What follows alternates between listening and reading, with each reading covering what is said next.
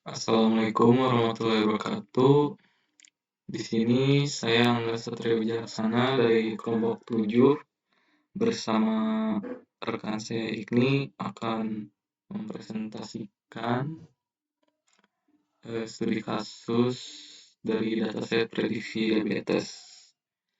Eh, dari studi kasus ini itu dapat digunakan untuk membangun eh, model pembelajaran machine learning untuk memprediksi diabetes pada pasien berdasarkan riwayat medis dan informasi demografis mereka.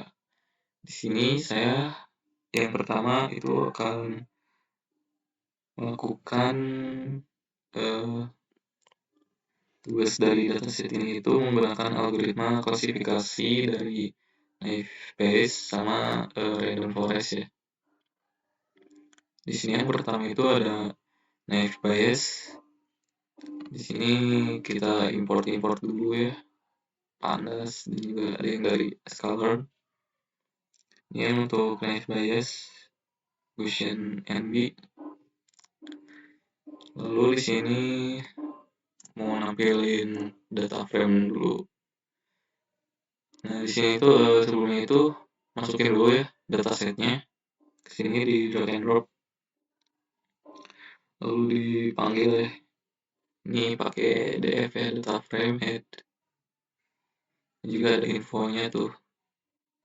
Ada objek, gender itu objek, ini age-nya float, ini ada shape-nya. Lalu yang di bagian bawah ini itu kita membagi dataset menjadi dua bagian, yaitu atribut fitur dan label. Untuk yang X-drop ini, X-drop diabetes aksis 1, ini tuh untuk pemilihan atribut dengan mengambil semua kolom, kecuali kolom diabetes. Variabel X akan berisi data frame yang terdiri dari atribut-atribut yang akan digunakan untuk melakukan prediksi diabetes. Lalu yang kedua itu ada Y, DF, diabetes, yaitu melakukan pemilihan label yang dengan mengambil kolom diabetes. Variabel Y akan berisi series yang merupakan nilai target yang ingin diprediksi, yaitu status diabetes positif atau negatif. Dengan membagi data set menjadi atribut X dan Y, kita itu dapat melatih model untuk mempelajari pola-pola dari atribut untuk melakukan prediksi terhadap label yang sesuai, yaitu prediksi status diabetes. Lalu sintaks yang di bawah ini itu untuk menggunakan fungsi train test split dari library scikit-learn untuk membagi dataset menjadi data latih dan juga data uji. Di sini X yaitu variabel yang berisi atribut dari dataset, terus yang Y itu adalah variabel dari target yang diprediksi. Lalu di sini ada test size 0,2 itu untuk mengindikasikan bahwa kita itu ingin membagi dataset menjadi 80% data latih dan 20% data uji. Lalu yang ini random set 42 itu untuk mengatur sheet agar hasil pemisah data menjadi data latih dan data uji konsisten. Jika udah dipisah, hasilnya akan ditempatkan dalam 4 variabel. Xtrain yaitu data latih untuk atribut, Xtest data uji untuk atribut, lalu Ytrain berisi data latih untuk label, Ytest berisi data uji untuk label. Pemisahan data ini itu penting karena kita ingin melatih model dengan menggunakan data latih dan menguji performa dengan menggunakan data uji yang belum pernah dilihat oleh model sebelumnya.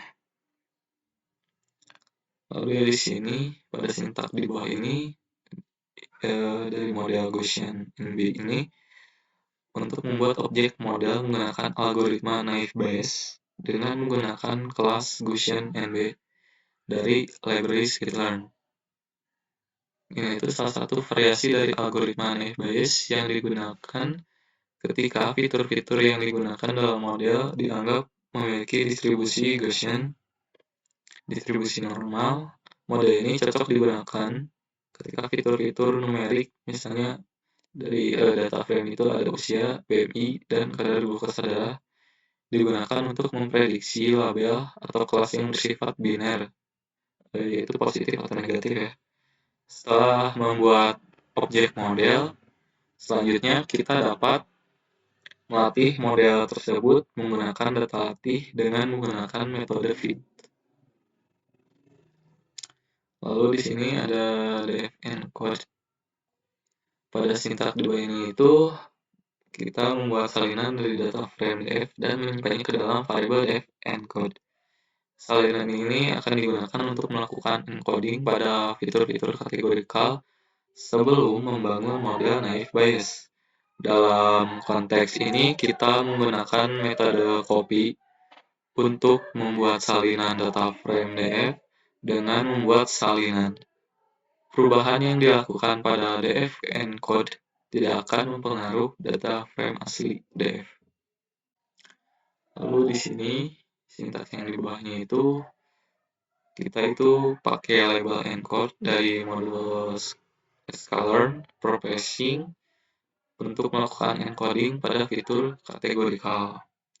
Dalam data frame df encode, pertama kita membuat objek label encode dulu dari kelas label encode. Kemudian kita menggunakan fit transform untuk melakukan encoding pada kolom gender dalam data frame yang di atas tadi ya, dan menyimpan hasil encoding ke dalam kolom gender dalam data frame df encode.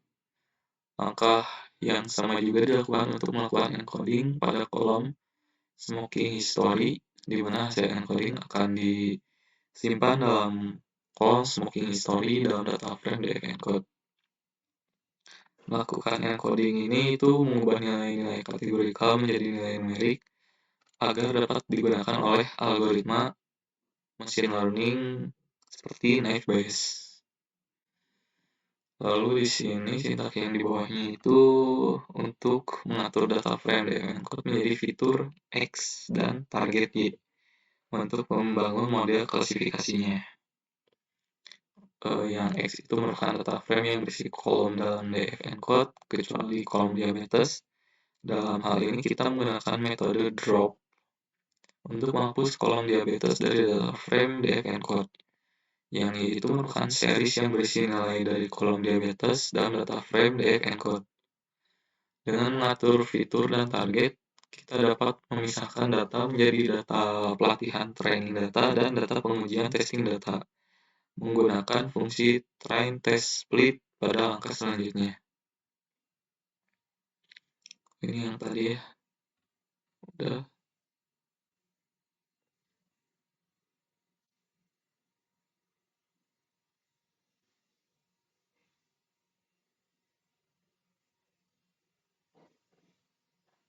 Ini sintak ini itu untuk menggunakan Gaussian NB untuk membuat objek model naive Bayes dengan distribusi Gaussian. Nah, di sini itu ada model fit extrain-nya itu melatih model menggunakan data fitur pelatihan extrain dan data target pelatihan Y-train. Model ini itu digunakan untuk melakukan prediksi pada data pengujian atau data baru. Nah, di sini ada sintak lagi, ini itu untuk kita itu menggunakan model yang telah dilatih untuk melakukan prediksi pada data pengujian. YPred yang di sini sama dengan model predict X-test itu menggunakan model yang telah dilatih untuk melakukan prediksi pada data fitur pengujian X-test. Hasil prediksi akan disimpan dalam variabel YPred.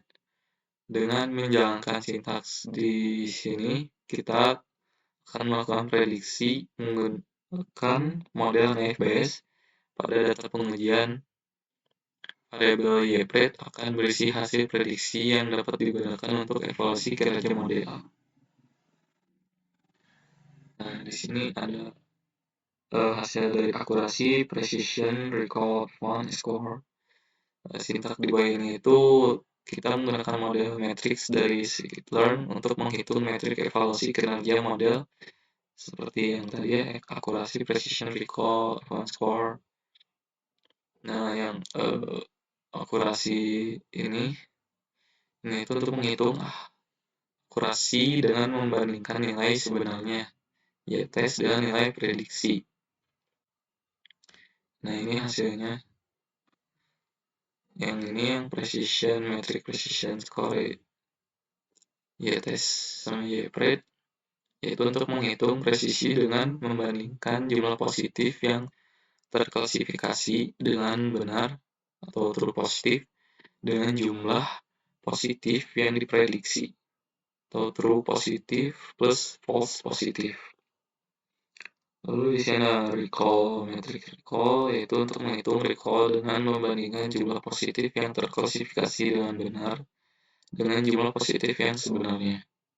Lalu di sini yang F1 score yaitu menghitung skor F1 yang merupakan harmonik rata-rata dari presisi dan recall. Kemudian kita cetak hasilnya. Nah, di sini 0,9047 itu mengindikasikan bahwa model memiliki tingkat keakuratan sebesar segini ya, 90,475%. Itu artinya itu dari dataset pengujian diprediksi dengan benar oleh model. Ini presisi yang merupakan ini hasilnya yang merupakan proporsi dari hasil positif yang diprediksi dengan benar terhadap total hasil positif yang diprediksi. Di sini yang hasil recall-nya ini itu merupakan proporsi dari hasil positif yang diprediksi dengan benar terhadap total hasil positif yang sebenarnya. Ini itu recall ini itu untuk mengukur kemampuan model dalam menemukan semua contoh positif yang ada dalam dataset. Lalu di sini yang F1 score-nya merupakan nilai rata-rata harmonik dari presisi dan recall skor F1 menggabungkan kedua metrik menjadi satu angka untuk memberikan pemahaman yang lebih komprehensif tentang kinerja model. Nah, di sini kita buat data frame dengan hasil prediksinya, ada hasil X-test copy. Di sini ada diabetes aktual dengan y-test, di sini ada diabetes y-pred dengan y-pred. Filter pasien yang terkena diabetes, di sini sintaksnya. Lalu kita print. Nah, dari hasil ini diabetes aktual ini itu menunjukkan nilai aktual diabetes pada pasien dengan nilai 0 untuk tidak terkena diabetes dan 1 untuk terkena diabetes. Ya. Oh ya. Lalu diabetes spread, kolom ini menunjukkan hasil prediksi diabetes pada pasien berdasarkan model naive Bayes dengan nilai 0 untuk tidak terkena diabetes dan 1 untuk terkena diabetes. Dari hasil prediksi di atas tersebut, ada beberapa kasus di mana prediksi diabetes yang prediksi tidak cocok dengan nilai aktual diabetes. Misalnya pada baris dengan indeks 19447 dan juga dengan 41331, 88636 dan lainnya ini menunjukkan bahwa model naive Bayes mengalami kesalahan dalam memprediksi status diabetes pasien. Ada juga beberapa kasus di mana prediksi diabetes cocok dengan nilai aktual diabetes.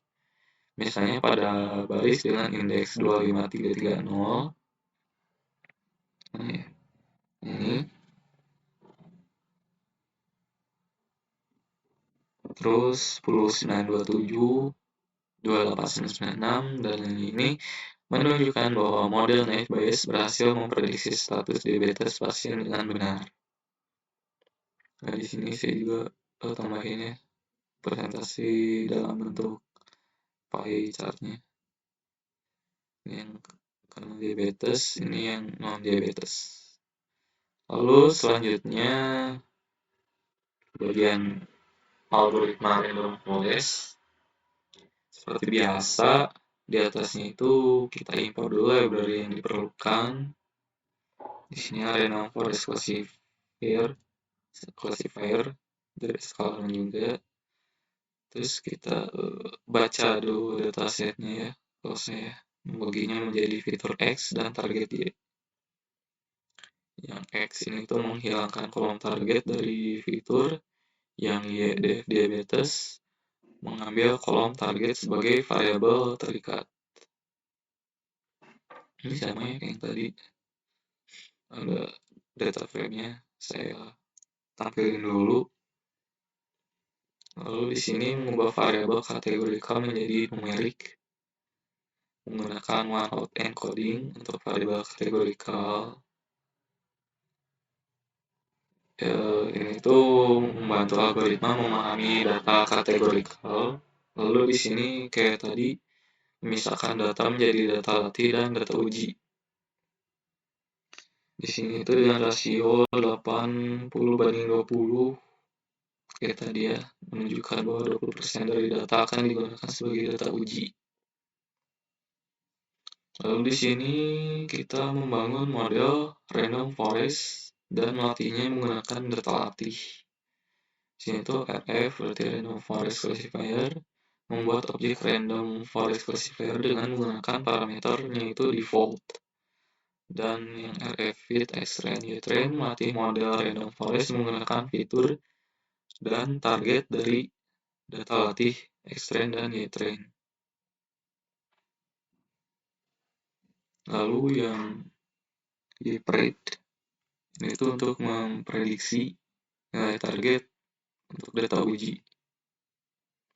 Itu pakai model random forest yang telah dilatih untuk memprediksi nilai target ya, dari fitur-fitur data uji X-test dan menyimpan dalam objek.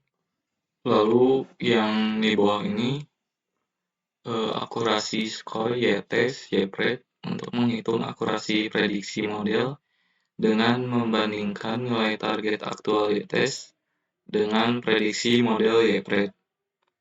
Di sini itu udah ada hasil akurasinya, yaitu dengan 0,96975 menunjukkan bahwa model random forest yang Anda gunakan itu memprediksi yang akurat sebesar 96,975% pada data uji. Artinya, model tersebut dapat dengan baik memprediksi apakah seorang pasien mengalami diabetes atau tidak berdasarkan fitur-fitur yang ada dalam dataset.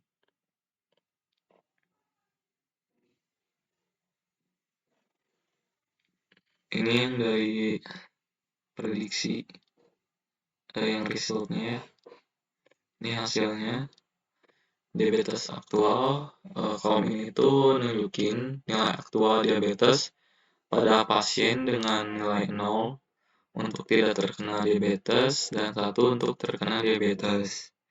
Diabetes prediksi, kolom ini itu nunjukin hasil prediksi diabetes pada pasien berdasarkan model random forest dengan nilai 0 untuk tidak terkena diabetes dan 1 untuk terkena diabetes. Dari hasil prediksi di atas itu ada beberapa kasus di mana prediksi diabetes tidak cocok dengan nilai aktual diabetes. Misalnya pada baris dengan indeks 92991 dan 39951. Ini itu nunjukin bahwa model random forest mengalami kesalahan dalam memprediksi status diabetes pasien. Terus ada beberapa kasus di mana prediksi diabetes cocok dengan nilai aktual diabetes. Misalnya pada baris dengan indeks 61934, 84550, dan lainnya. Yaitu nunjukin bahwa model random forest berhasil memprediksi status diabetes pasien dengan benar. Ini yang akurasi tadi ya. Sama. Di sini juga saya nampilin diagramnya.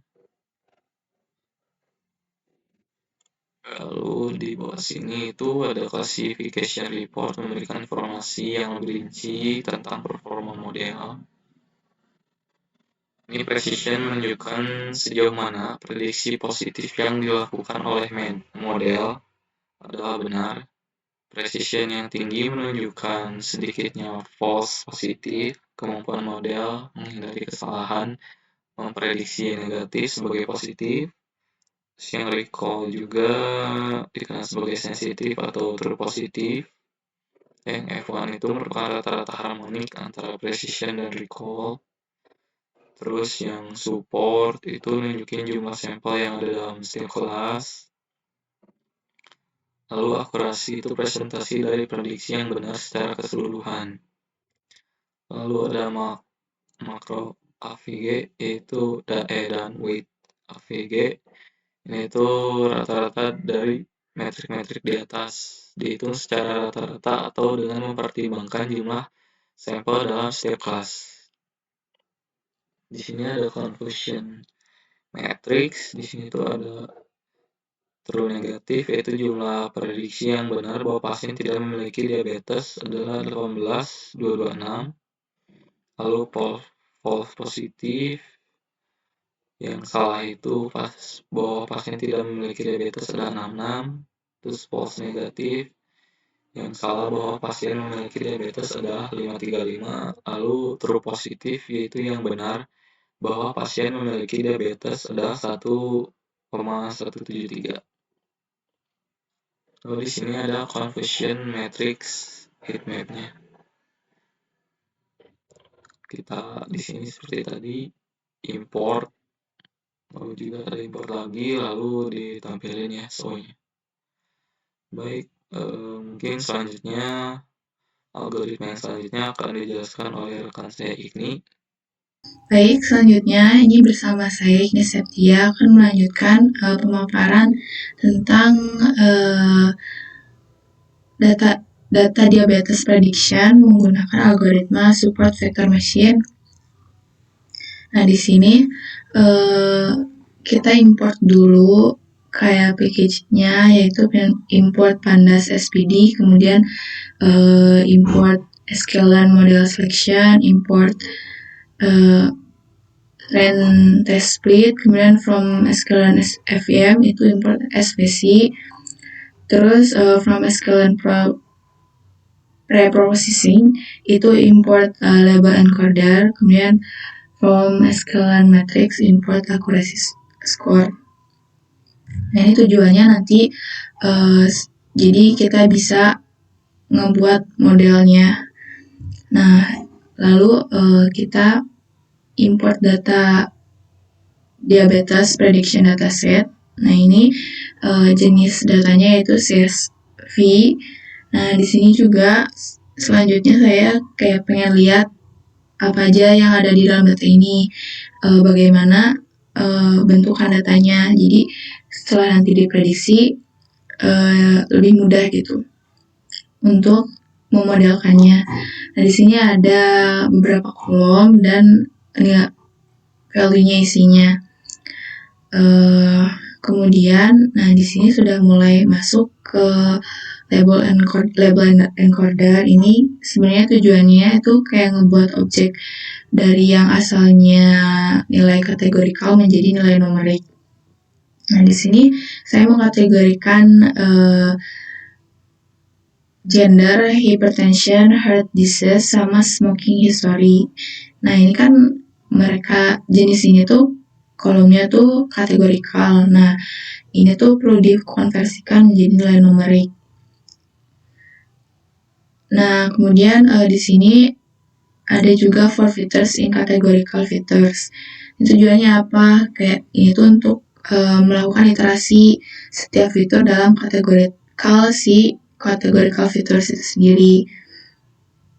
Kemudian dibuat data fitur sama dengan label encoder .fit transform data fitur.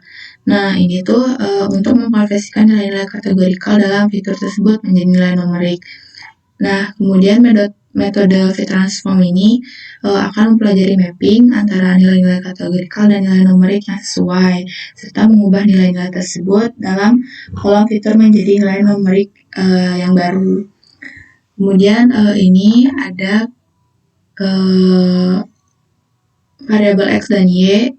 Nah, variabel X ini data drop data diabetes eksis sama dengan 1. Nah, ini tuh apa artinya? Jadi, saya tuh pengen memisahkan fitur-fitur dari target dalam data dataset diabetes. Nah, variabel X ini adalah data-data yang berisi fitur seperti gender, age, hypertension, dan lain sebagainya. Nah, sedangkan variabel Y ini yang berisi nilai target diabetes yang menunjukkan apakah seorang individu terkena diabetes atau tidak. Nah, misalkan fitur ini merupakan hal yang penting dalam pemodelan untuk melatih dan menguji model dengan benar. Nah, kemudian ini ada X-trend, X-test, Y-trend, dan Y-test. Ini tujuannya apa? Jadi, saya ingin membagi dataset itu menjadi set data. Jadi ada data train sama data test. Fungsinya itu untuk mengambil beberapa argumen seperti X dan Y, test size, dan random state. Nah, dari X dan Y ini, variabelnya ini merupakan variabel yang mempresentasikan fitur-fitur dan target dari dataset. Nah, sedangkan test size ini adalah merupakan persentase dari data yang akan dialokasikan sebagai data uji. Nah, di sini kan datanya data size-nya ada 0,2 atau 20%. Nah, dari data yang akan digunakan sebagai uji yaitu 20%, sedangkan 80%-nya itu digunakan sebagai data latih atau data train. Nah, sedangkan random state ini merupakan nilai yang digunakan untuk mengontrol pemilihan data secara acak saat membagi data. Nah, dengan memberikan nilai random state yang sama, kita dapat memastikan bahwa pembagian data yang dihasilkan akan konsisten setiap kali kita menjalankan kode tersebut. Setelah menjalankan sintaks yang ini, hasil adalah 4 variabel yaitu X-trend dan X-test, Y-trend dan Y-test. Nah, variabel X-trend ini berisi subset fitur dari data trend. Nah, sedangkan X-test berisi subset fitur dari data uji. Y-trend berisi subset target data latih, dan Y-test berisi subset target data uji. Nah, data ini tuh nanti yang akan digunakan untuk melatih dan menguji model SPM. Ini adalah sintaks modelnya ya. Jadi kita menggunakan model metode fit untuk melatih model dengan pasangan fitur dan target yang terdapat dalam X-trend dan Y-trend secara berurutan. Nah, kemudian ini ada sintaks Y-pred sama dengan model predict test, yang mana ini merupakan model SPM yang telah dilatih sebelumnya untuk melakukan prediksi pada subset data uji. Nah, kemudian ini ada akurasi, saya ingin melakukan akurasi skor, yang kan udah buat modelnya tuh. Nah, dilihat ya akurasinya berapa. Nah, di sini aku tujuannya tuh untuk kayak akurasi sendiri itu, akurasi skor, tujuannya adalah untuk menghitung akurasi prediksi model SPM. Nah, yang diprediksi itu apa? Yang diprediksi itu Y-test yang sudah tadi kita lakukan sebelumnya. Y-test itu sendiri merupakan data uji yang berisi nilai target kan, dengan setiap baris dalam X-test. Nah, ini tuh sebagai acuan untuk jawabannya benar atau enggak, membandingkan dan hasil prediksi yang telah dilakukan oleh model SPM. Nah, ini hasilnya yang udah diprediksi. Jadi nilainya tuh bakal kayak gini. Kan tadi sebelumnya kayak gender, hypertension, heart disease, sama smoking history itu adalah kayak kalau gender female sama male gitu kan. Nah, ini diganti data objek menjadi data numerik. Nah, jadi kita lebih mudah kayak menghitung lewat perhitungan kayak dari ini perhitungan X-trend sama X-testnya. Jadi hasilnya bakal numerik juga kayak gini. Data age-nya yang sudah dihitung bakal seperti ini. Kemudian lanjut ke metode KKN atau KNN atau K-nearness nearest neighbor. Nah, di sini import dulu pandas SPD, ini import library untuk memanipulasi analisis data tabular, kemudian import Seaborn SNS, itu mengimport library Seaborn untuk visualisasi data yang lebih menarik dan informatif. Kemudian ada import matplotlib Python SPLT, itu mengimport data library matplotlib untuk membuat visualisasi grafik plot data. Nah, terus import juga kelas neighbor-nya, dan kayak biasa kayak yang sudah sebelumnya, form scalar matrix itu kayak untuk mengimport fungsi akurasi skor. Nah, di sini juga import data, kemudian ini untuk mengatur variabel X dan Y seperti sama yang sebelumnya. Kemudian ini adalah menggunakan label encoder, sama aja fungsinya kayak untuk mengganti variabel kategorikal menjadi variabel numerik gitu, yang nantinya bakal digunakan dalam algoritma pemodelan. Nah, di sini setelah dibuat pemodelannya, dibuat X-train dan X-test-nya untuk untuk dapat dibagi subbabnya.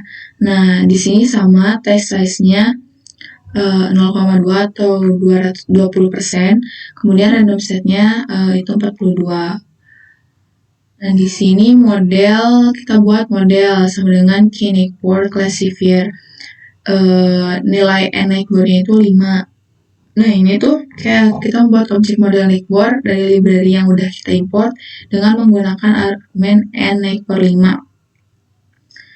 Nah, kemudian kita buat Y-pred-nya atau Y-prediksi, itu menggunakan model prediksi, yang digunain itu adalah data test. Kemudian di sini kita menggunakan fungsi dari model metrik dalam library skitlearn untuk menghitung beberapa metrik evaluasi performa model KKN itu sendiri. Kemudian data di print dimunculkan, itu menghasilkan akurasi data 0,9525. Kemudian precision-nya itu 0,871. Kemudian recall-nya itu 0,52. Nah, F1 score-nya itu 0,65. F1 score itu kayak harmonisasi dari precision sama recall atau data sensitivitas gitu. Nah, di sini juga ini kayak memunculkan hasil datanya yang tadi udah dilakukan kan, kita udah kayak melakukan Y-test dan Y-prediction. Nah, hasilnya datanya akan numerik seperti ini. Sekian dari kelompok kami. Mohon maaf bila masih banyak kesalahan. Terima kasih.